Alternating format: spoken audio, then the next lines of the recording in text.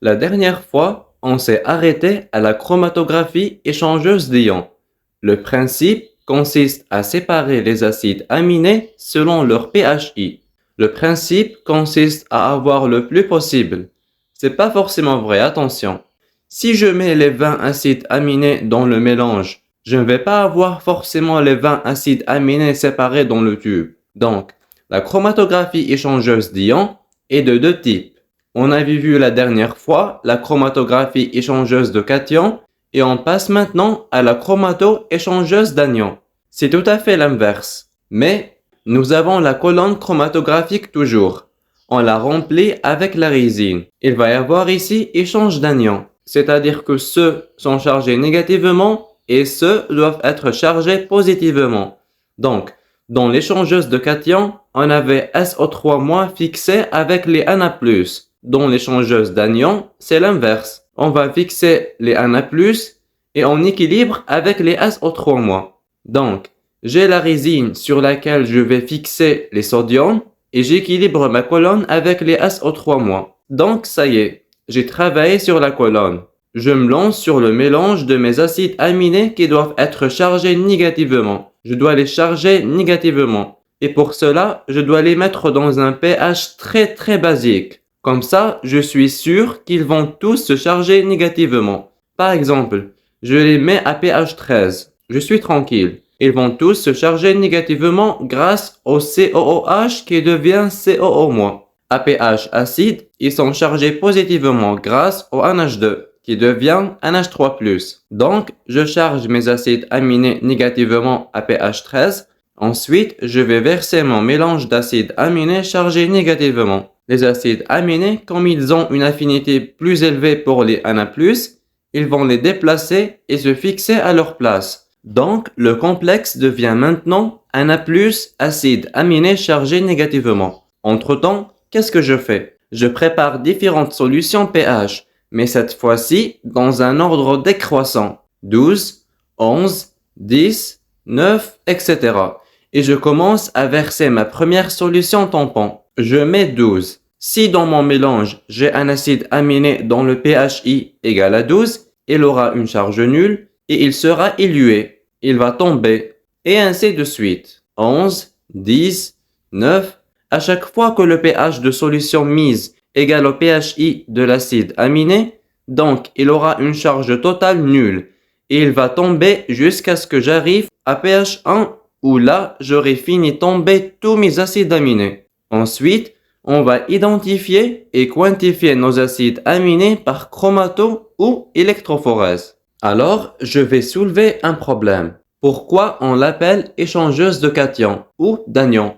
Parce qu'il y a un échange qui s'opère avec mes molécules. Ici, il y a eu un échange entre les SO3- et les acides aminés chargés négativement. Même chose pour l'échangeuse de cations. Il y a eu un échange entre les Na+, et les acides aminés chargés positivement. C'est pour ça qu'on l'appelle échangeuse d'anions ou de cations, parce qu'il y a eu un échange. Il y a d'autres ouvrages ou d'autres laboratoires qui travaillent directement avec une résine anionique ou cationique. Donc, pas d'échange directement. Il fixe son SO3- et met son acide aminé et il fait la séparation. Regardez ces tâches. Quand on fait une électrophorèse ou une chromatographie des acides aminés, normalement, nous obtenons des spots. Ces spots sont en papier. On ne peut pas les voir, sont transparents. Quand est-ce qu'elles deviennent voyantes et deviennent colorées bleu-violacé comme ça? Regardez cette couleur. Elle est donnée par l'aninhydrine. C'est l'aninhydrine qui va réagir avec les acides aminés et nous donner une coloration comme ça. Nous, quand on fait une électrophorèse sur papier ou une chromato, on révèle les spots aux taches des acides aminés par l'aninhydrine. C'est elle qui va nous permettre de voir les spots d'acides aminés. Et elle nous donne en général une coloration bleu-violacé. Donc ça pour vous montrer ce que je vais expliquer tout à l'heure. Donc je vais passer maintenant aux propriétés des acides aminés. La première propriété, c'est la solubilité. Alors, la solubilité des acides aminés, si je prends le COOH et le NH2, ils ont la même solubilité. Elle sera différente dans le radical. C'est le radical qui va déterminer la solubilité de mon acide aminé. La dernière fois, quand on avait défini les acides aminés, on avait dit qu'il y avait des acides aminés polaires, d'autres polaires chargés négativement, polaires chargés positivement et polaires neutres. Donc, la solubilité est fonction de radical. Pouvoir rotatoire. À l'exception de glycine qui ne possède pas de carbone asymétrique, donc ne peut pas dévier le plan de la lumière polarisée, tous les acides aminés ont au minimum un carbone asymétrique.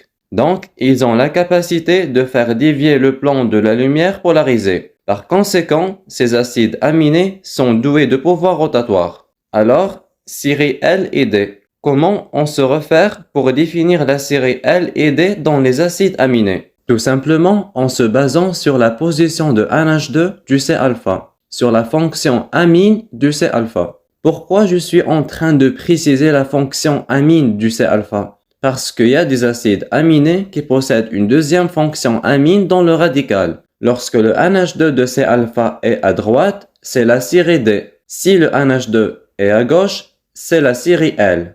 Normalement, l'étudiant me poserait la question et me dirait pourquoi on se base spécialement sur le NH2 pour définir la série L ou D pour les acides aminés? Pourquoi on ne s'est pas basé sur le COOH ou bien le radical? Tout simplement, toute molécule qu'on veut étudier, les biochimistes, ils la prennent et la superposent sur le glycéraldéhyde.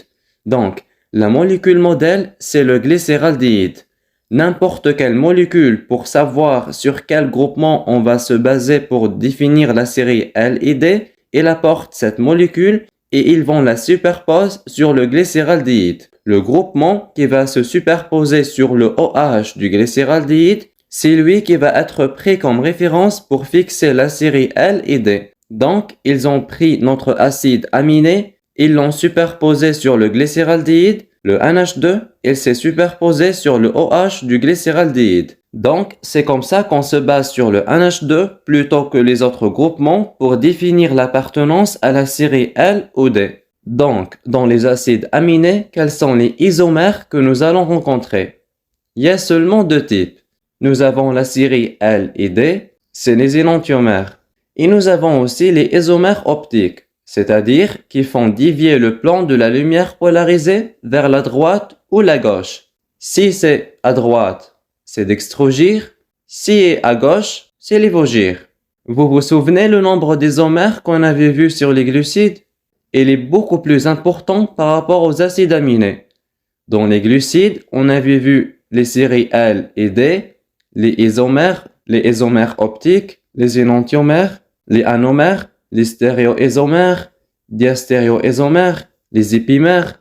Donc, au nombre d'isomères, les glucides ont beaucoup plus d'isomères que les acides aminés. Alors, on a dit que les acides aminés ont un carbone asymétrique et deux acides aminés ont deux carbones asymétriques qui sont isoleucine et thréonine. Donc, je passe au point suivant, l'absorption de la lumière UV. La dernière fois, on l'a déjà vu. Nous avons trois acides aminés qui absorbent dans la lumière UV. Et c'est grâce à eux qu'on peut doser les protéines, les peptides et tout. Deux absorbent à 280 nanomètres, qui sont tyrosine et tryptophane, et une absorbe à 260 nanomètres, qui est phénylalanine.